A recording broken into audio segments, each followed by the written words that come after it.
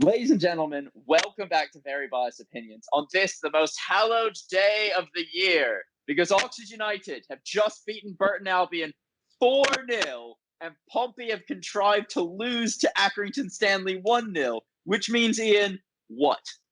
It means that Oxford United have made it into that final playoff spot. We've made it into the playoffs. We've got a two-legged affair coming up against Blackpool over the next few weeks. A superb achievement from Oxford United. At the start of the game today, it felt like a bit of a long shot. It felt like, from me, I was quite calm and relaxed because I felt like Oxford would win this game, but I also felt Portsmouth would go out and beat Accrington, no problem. And so, it would be irrelevant what we would do in our game. But as it turned out, Oxford did their job and then some, and Accrington Stanley have done Oxford a massive favour and superb performance all round, and Oxford get that final playoff spot. I honestly still can't quite believe it. And I guess we're going to just start taking it from the top in this one. But at the moment, it just feels incredible, Tom. No, it was a fantastic game. Thank you to everybody who watched it on the live stream with us. We really appreciate everyone who's been there. We will be live streaming the games, even though it sounds like one of them I'm going to have to take work off and Ian's not going to be there. So it'll just be me with you chatting absolute shit about a game that I know nothing about because it's League One and I'm hopeless. But thank you to all of you. Thank everyone who's watched. There's a selling point. I mean, everyone knows what they're getting with me. Ian, first half, we talked about Oxford starting games slowly. You reminded me they'd scored quickly in their most recent fixture, and what happened in this one? Well, Burton Albion they're a good side. They're a similar kind of style to Gillingham, the way they attack. They just like to get the ball forward early and just use their front players to hold the ball up and bring other players into it. And it's almost like a constant barrage from corners and set pieces and long balls into the box. And Oxford had to deal with that, and I felt they dealt with it really well. But the first goal, after 10 minutes from Shodipo, one of the goals of the season for me, Tom. A wonderful team move, which came from either a Burton free kick or a corner, and Oxford worked their way out all the way from the back. There must have been 6 to 7 players involved in it with passing up through the lines. Sykes was able then to run through at the back four, get back to the edge of the box.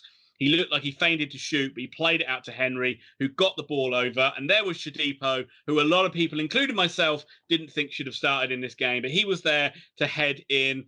He's not been in great form, but he is still a guy that's had a good season for us. So it's great to see him getting back on the score sheet. And Oxford were off to a dream start, Tom. They had to...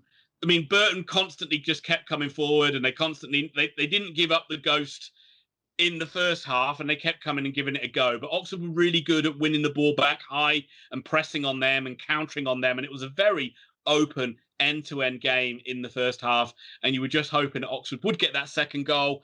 And they did get that second goal after 28 minutes. And it was Burton giving us a massive helping hand in this one. Taylor, who I thought did a really good job a lot of the time from a defensive point of view all afternoon. Oxford broke. It looked like Burton were going to clear it, but then a terrible back header from a Burton player on the edge of the box just looped it right back into Taylor's path. He had a simple tap-in header from about 6 yards. Perfect from Oxford's point of view. 2-0 up at half-time. Let's just rattle through the second half as well, because Oxford carried on the front foot. I mean, Burton, after a while, resorted to just cynically fouling a lot of Oxford players. But Oxford did get the third goal. Again, it was poor from a Burton point of view. Elliott Lee hit the ball under the wall from a free kick. The goalie dived. He pushed it onto the post, only to push it back onto his head or his back and go in the net. Terrible bit of goalkeeping, really. And then another goal of the season contender from Sam Winnall at the end. Just one of those ones where he's like 30 yards out, but the ball just sits up beautifully to volley, and he just volleys it over the keeper, curling away from into the top corner. You could not have a more perfect afternoon from an Oxford United point of view, both on their result and the Accrington result. It is astonishing what they did today, Tom. It was almost calming. Accrington went up, I think, halfway through the first half. They were up 1-0, and that was literally it. There was nothing else offered. Oxford fans, we were celebrating at halftime, genuinely a little bit too much, and I'll admit that. But it felt like it was going to happen at halftime. Oxford were playing well. Accrington were all over Pompey in the first half. And all the bad feeling from the Wimbledon game just seemed to completely be gone at You keep halftime. going on about this Wimbledon game. Well, yeah, I don't know 'cause why it you was a keep kick going in on the about teeth. it.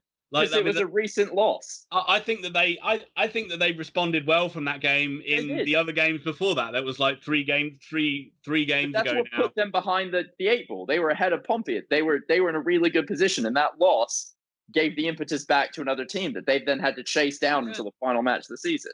But the thing is, as well, this game never. Once Oxford were like in the second half, and certainly when they got the third goal, it put this result beyond any doubt. So the game didn't.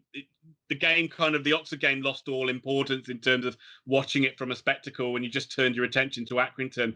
And as that game ticked on, I can't believe you didn't see more of a Portsmouth response. And I can't believe Portsmouth didn't score in that second half.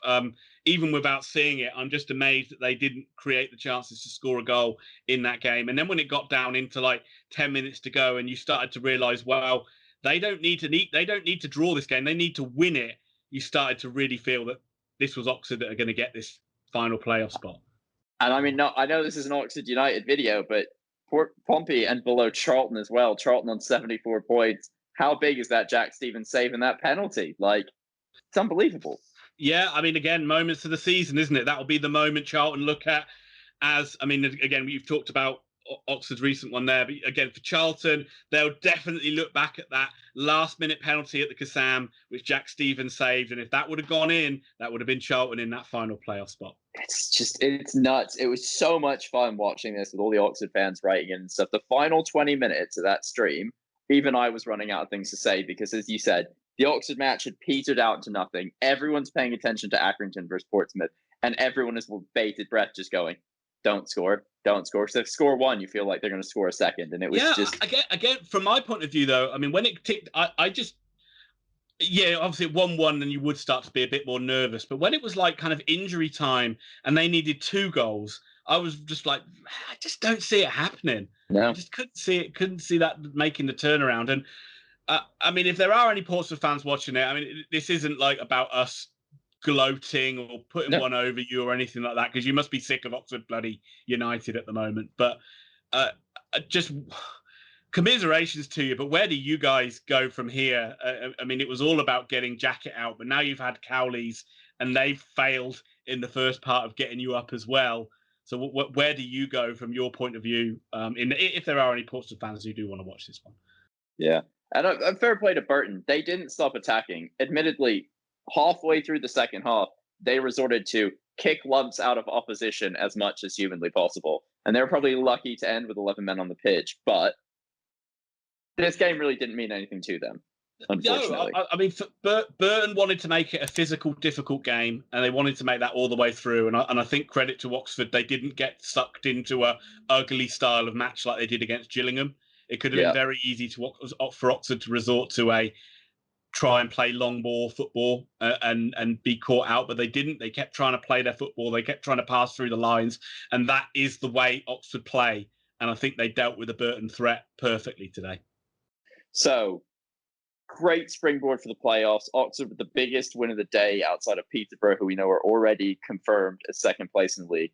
Looks like they're coming up against Blackpool. I think it's on the 18th of this month. They will be playing that game. I believe fans will be allowed in for this, but I'm not 100% sure. It is going to be a home and away fixture in Blackpool. Probably the strongest team in the playoffs, not just on league position, but on how their form has been to the end of the season. Really quickly touch on how you're feeling about that game. It's going to be very difficult, very, very difficult. They're probably the side I didn't want to play out of the sides in the playoffs, because we've had 2 games against Blackpool, and in both of them we didn't look that great. We had a 0-0 draw with them earlier on in the season, but recently they beat us quite comfortably 2-0 at the Kassam, and they played a very kind of like they kind of felt like they had an Oxford's number quite early on, and felt they could just kind of like bully us and be more physical, and they got the job done. So hopefully Oxford have learned a bit from that, but Oxford are a lot more of a confident side than they were going into that game, I would say.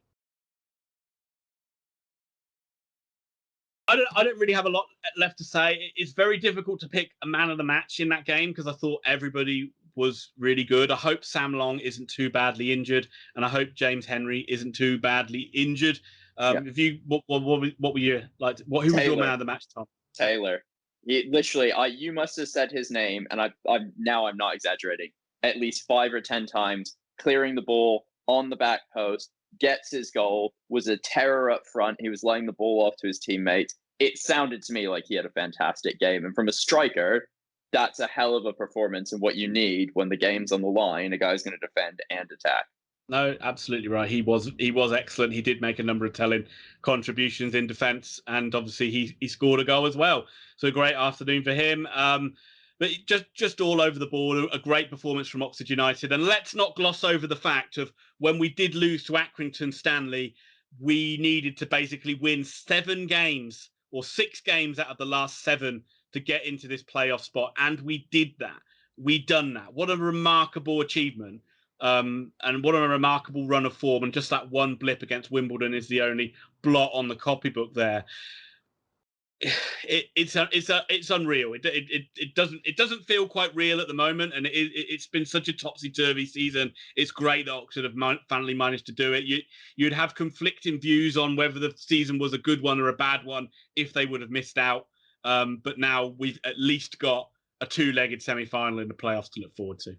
Super exciting. The bare minimum has been achieved for Oxford. They are in the playoffs. They are in with a chance of getting promoted. And well done to Robinson as well. I gotta give Carl Robinson praise. I think they found a nice balance now with Brannigan in that holding role, and I think they've got a nice balance between attack and defence. And more importantly, Oxford look threatening and look like they can score goals in every game as well. Yes, I am thoroughly exhausted from the last 2 hours. I will quickly thank our Patreon subscribers for interested in supporting us. It's on the screen. It's down below. But Matthew Bowden, PJ Simpson, Matt Uranka, and Robert Allen, thank you very much. And to the others who are on our League 2 setting, thank you so much. Really appreciate you. Please, thoughts in the comments. Give us a like if you're enjoying this. Smash the subscribe button and check us out. I think the next match is just over a week away. There will be a live stream. This I 83% promise you. All that's left is for Ian to blow a kiss to the camera and say goodbye. Goodbye.